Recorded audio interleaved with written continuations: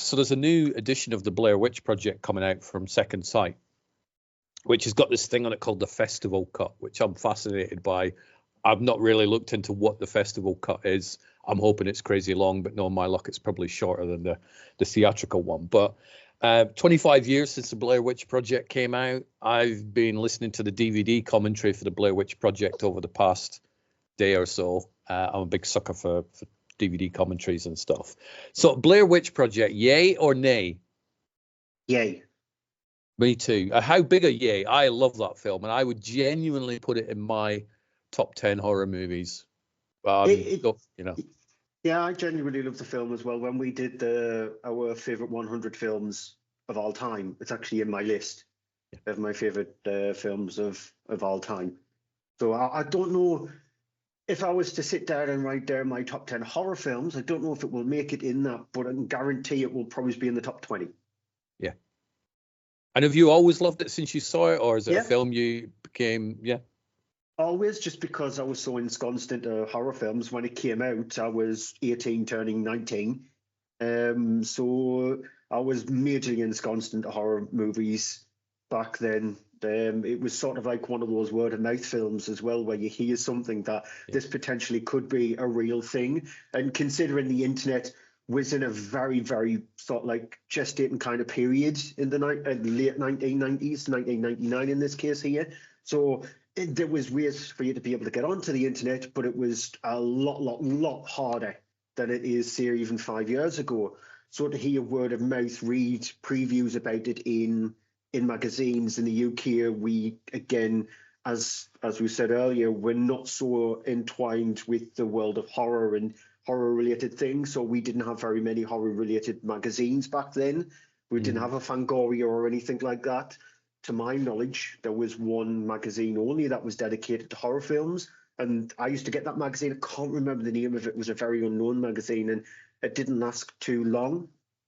But I remember it was a front cover for that, because they heard about this film that was such low budget, $60,000 budget. It's coming out of absolutely nowhere from two directors you've never heard of, with three actresses as well that you've never heard of, supposedly real footage. And you just think to yourself, this is interesting. And the way they latched onto it, this magazine, and wrote about it, it sort of like intrigues you. And it was that kind of thing. Again, I was a smart person when it comes to horror films. When you hear people grandizing about a horror movie, you just think, or any movie, you think, can it actually be really that good? Yeah. And so you hope for it to be that good. I think with the Blair Witch, I saw it before the major hype kicked in. Same. Because there became like a tipping point, didn't there? When it became like we heard about the film, we were curious. I saw it at the big screen as well. I think in some ways it works better if you're watching it in your house though, because of the format it's shot on. I thought, but I saw it before everybody was then running around going, "Oh my God, this is the scariest film in the history of movies," and all that sort of stuff. So I think we benefited from seeing it before the hype kicked in. I love the Blair Witch Project, but I also get why people don't like it. If somebody said, "Oh, I don't like that film," I don't go, "How can you not like that film? It's not one of those." It's like, okay, fair enough. You don't like it. I genuinely love it. Even listening to the commentary last night, which I was listening to it on MP3, so through headphones, and I could still hear the film in the background as the filmmakers talk over it. Even then, it was still sending chills down my spine. And I've seen the film probably a couple of dozen times over the years. But do you remember people around the time thinking it was real? I remember people talking about it's real. You're like, okay. And I knew it wasn't. And you knew it wasn't, because we'd seen enough movies to know if this was real. We probably wouldn't be watching it in a cinema. But I do remember people genuinely thinking, because as you'd mentioned, the internet was still in its early infancy. I think if you brought a film like that out now, it would take anybody about 10 minutes to go internet researching to find out, oh, actually, this actress that supposedly disappeared, she was actually shopping last week in Walmart or something. You could easily debunk the film now. But in 1999, people didn't. The internet wasn't as fast or as widespread as it is. Yeah, because it's just because found footage films weren't sort of like prevalent back in the late 1990s. because yes, we did have a couple of films prior to that. I know a lot of people think that the Blair Witch Project was sort of like the start point of the found footage sort of like genre, when it wasn't. Because you look at films like The Last Broadcast, which was made a year prior to the Blair Witch Project, but didn't become in people's conscience until people latched onto the Blair Witch Project and sort of like tried to seek out a lot more films very similar to it because of the effective nature of it. You look at the McPherson tapes as well. That one was about a family in a house which gets accosted by a lot of aliens, which I actually really do like that film, the McPherson tapes, but very few people have heard of the McPherson tape. I really like it. Definitely seek out and watch it if you've not seen it. Then you can obviously go back to sort of like maybe the starting point of it, which people look at Cannibal Holocaust as being that. But as a matter of fact, you can actually go even further back to the 1950s, where there was a couple of films released in the 1950s which had a more voyeuristic kind of edge to it. Peeping Tom, for example, which was sort of like the very starting point of it. But the Blair Witch Project was the film that got people a lot more interested in the genre of it. And I think a lot of people just looked at it as being real because they had not seen something like it before. Because you needed to have been well into your horror films to know films like The Last Broadcast, and even films like Cannibal Holocaust, because it was part of the band's era of films. Unless you don't know your horror films, you would not have even known about the band era unless you read it in newspapers when it actually happened. And nobody knew about Peeping Tom because it was a film where the distributors, etc., just wanted to throw that film away and just ignore it like it never ever happened. So with the Blair Witch Project, it was a 15-rated film as well because it was more about scares. There was absolutely no gore in the movie at all. No. So it was all about that. And it was just like that word of mouth of people going, is this actually real?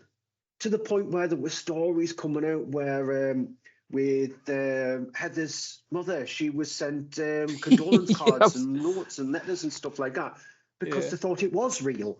I heard about that the other day, where like loads of sympathy cards went through to Heather Donahue's mum's. It's like, sorry, your child's died, and it's like, you can't even imagine what that'd be like for a mum going, what the hell, what's going on here with all these cards dropping through the letterbox? But I think a lot, obviously, one of the geniuses behind the Blair Witch Project is the marketing, the websites, the appearances on talk shows, the documentaries, and all that sort of stuff, which I think that's why the Blair Witch Project took off and The Last Broadcast didn't, because The Last Broadcast movie, which I haven't seen, but I remember having it in the video store after the Blair Witch Project came out. So let's put a single copy of that in. It didn't have that. It was a film, came out, people watched it, people didn't watch it. The Blair Witch Project came out with all this mass Curse of the Blair Witch documentaries, and I'm really looking forward to the Second Sight thing because I'm hoping it is so packed with special features, including all these documentaries. Because one of the things when I was listening to the commentary last night was the filmmaker, and it's kind of annoying because the filmmakers kept saying, oh, this scene was longer in the original version, oh, we cut this, or there was another scene which we cut out. And the amount of stuff, it was originally 2.5 hours long apparently, whereas it's now like an hour and 14 minutes, including end credits or whatever. So there's a lot of stuff that's been chopped. And I'm always curious to see extra stuff that I've never seen. Whether it makes the film better or not, probably doesn't. But I do want to watch it. But yeah, it's the whole... I think nowadays, I think a lot of people go into the Blair Witch Project and watch it and go, I've seen scarier, which is true. We've all seen scarier. But I think the Blair Witch Project builds up just a creepy atmosphere all the way through the film, and effectively it's just three people lost in the woods and getting stressed out and being fed less each day. You go into the making of the thing, and I don't think you get away with that nowadays. Oh, we need you to sign a disclosure because we're going to screw with your brain, and we're going to cut down your food supplies, and we're going to make you, cold, and we're going to wait till you're asleep in the middle of the night and start shaking your tent and all that sort of stuff. It's amazing, and that's part. I think that's some of the reason why I love it even more. We're going to give you a walkie-talkie and give you a task to do each day and things like that. So we're going to subject you to an 8-day shoot because that's all you had. We're going to give all the information to the townspeople around you and not tell you anything that's going on. So some of the townspeople are actually in on this. We've revealed what we're actually going to do. and you're not going to even be given any kind of information whatsoever. And so it's a good way, because what you can see on screen is pure emotions. I know it does happen in films. For example, the one that I think everybody knows is Alien and the chestburster scene. Everybody knows the reaction from Sigourney Weaver and people around them in regards to that. But it's a good way to actually garner a proper, true reaction from somebody. And I personally think it should be attempted a lot more in films. Like, give your actors, I know Scream didn't tell people who the killer was. So people got their scripts, and the last part of the film was not included in the scripts and all that kind of stuff, which makes you think, did they actually know how it was going to end, or did they want to actually tinker around with the ending, garner people's reactions throughout the film? I think a lot of directors should be a lot more braver when it comes to horror films. And if you want that reaction from your actors, that very nervous reaction, very shocked reaction, very scared reaction from your actors, attempt to do it. If it doesn't work, that's fine. You don't have to include it in the film. If it does work, it adds more tension to it, because then as the viewer, we'll latch more onto that character, because then you think, crikey, they're scared. I should be scared. So I think it's a good thing, but it hasn't been used that much. It's not, is it? And I think you may struggle to get that done nowadays. With actors go, we're going to screw around with it. All right, then maybe you would get some people who would say yes, but it's certainly a ballsy move. And when you watch the film, certainly when Josh disappears, is a lot of the reactions from Heather and Mike, they're genuine reactions, because they're like, where's Josh gone? What's going on? They don't know where he's gone. He's just been sort of hiked out. Right, you're done now. And you know, the child's crying, that was so weird when I watched that at home for the first time, because I had surround sound and I wasn't quite used to having surround sound, and the children's cries come out the rear speakers. You're like, what the hell's this noise? And they were all played on boom boxes at various places in the forest while these, Heather, Mike, and Josh were all sleeping. So it's one of those things you wouldn't really want to be in that position and be terrorized by filmmakers making a movie, but to watch it, it's really entertaining. Definitely is. It was unfortunate though what it did for pretty much everybody's career in the film. Yeah. Because none of the actors went on to do anything of note. Both directors, Daniel Myrick and Eduardo Sanchez, again, they didn't go on to do very much. Myrick is merely a writer. I know they were both producers on the 2016 Blair Witch Project, or Blair Witch. So they were producers on that, but it didn't do very much for it, even though how much of it exploded. I personally think it was down to the destructive nature of Book of Shadows. Yeah. Because they were producers on that. They weren't sort of like involved fully in the direction of it because of the trouble that film actually went through and how much the studios absolutely messed around with that film. But I think it was because of how bad A Book of Shadows, the reception to it was, that a lot of people thought it was the directors of Blair Witches. They were the problems behind it. And so they weren't given projects. I know Eduardo Sanchez directed a segment in VHS2. He's done some From Dusk Till Dawn TV series. So he is still, I think he's TV directing, so he's still working. But you look at the on screen, Josh, Mike, and Heather, they were all really good in their roles, because what I didn't realize until, late on was most of that's improv. They were given a 30-odd page brief going, here's where we want you to go. This is kind of how we want you to act. And it's all them that's coming up with all this stuff and performing it on camera. And, the most iconic one with the nostril and Heather doing the apology and the confession to the camera, she wrote that. She wrote that herself and performed it herself. And so they were really good on. And a lot of people watching, I don't like her. She's annoying. It's kind of the point. That's the whole, she's like, I'm going to make this documentary. You've got to do what that's her character. So it's not Heather that's annoying. It's the character, Heather, that's purposely annoying. But they were not given as much credit for their performances as they should. Everybody involved actually wasn't given enough credit. No. And I know it became the very meme kind of film. the more present day we get towards, so within the last 10 years, people being able to watch it on streaming platforms, etc., obviously memeing it like hell, and the Scary Movie franchise taking the mickey out of it, and a lot of things taking the mickey out of it as well. It became sort of like the meme horror movie. I think it's probably the most memed horror film in existence. Like, you do look at movies where they've had the mickey taken out of them, things like Scream, Silence of the Lambs, Nightmare on Elm Street, Halloween, Friday the 13th. But I would say out of all of them, the Blair Witch Project is the most memed one. And I wouldn't be surprised to hear that after the release of the Blair Witch Project, and once it actually latched on, how many people actually went out to create their own version of it? Yeah. Just because they might have looked at it and thought, you know what, this is an easy way to actually make an effective horror film. You don't need this huge, massive budget. You only need a small little budget, couple of friends with you, improvise, camera, speak to the camera, hear a couple of creaks in a dark wood, bam. Yeah. You don't even need to show a witch. Exactly. Which I think helps. I think that helps make the film better. The fact you don't see the witch, so the witch could be anything, or the witch could be nothing. We don't know, but so it helps. Unlike with the 2016 Blair Witch, which I still haven't seen because not for any reason, but I watched the second one, didn't like the second one. I'm like, the whole thing that I loved about the first one, where's that gone? That's just not even there anymore. And then I heard that The Woods was coming out, and then that changed to Blair Witch, and I'm like, oh. And then for some reason I've just never watched it. I don't know whether that, whether I'm missing something, whether I'm not missing anything. Not really, but watch it because it is good popcorn horror fodder. Yeah, that's pretty much all it is. It's just popcorn horror fodder. I think the best way to watch it is to forget about the Blair Witch Project. Right. Because it's sort of like if Hollywood did Blair Witch rather than if two film students did Blair Witch. That's the best way to look at it.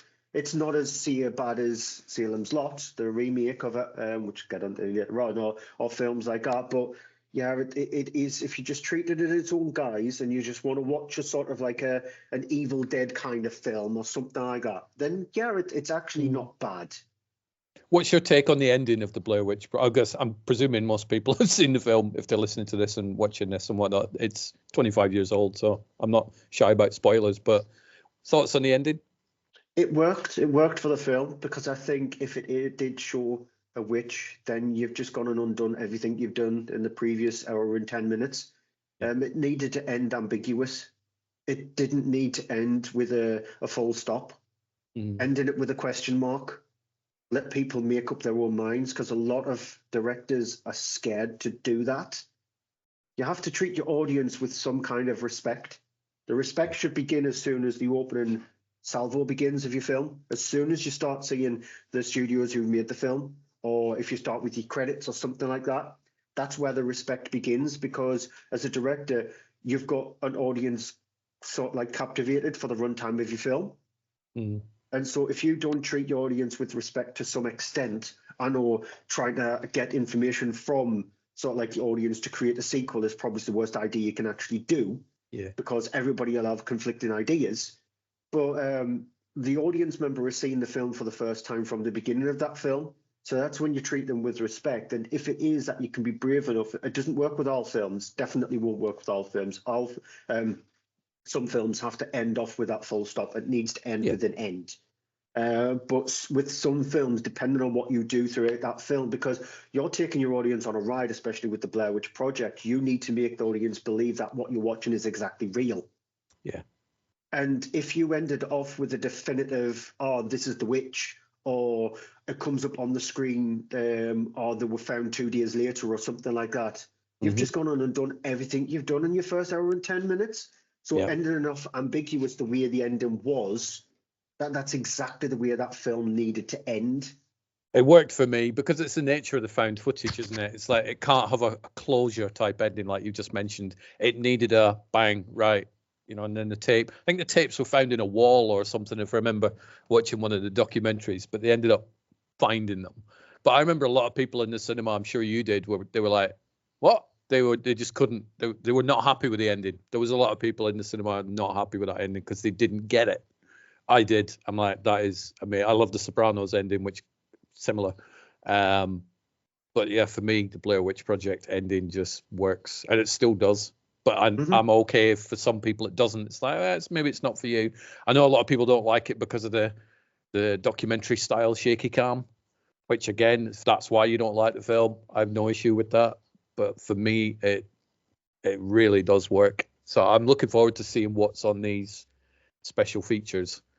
I'm very excited about that. But yeah, I love the Blair Witch Project. I think it's great. I just wanted to have a quick chat about yay or nay.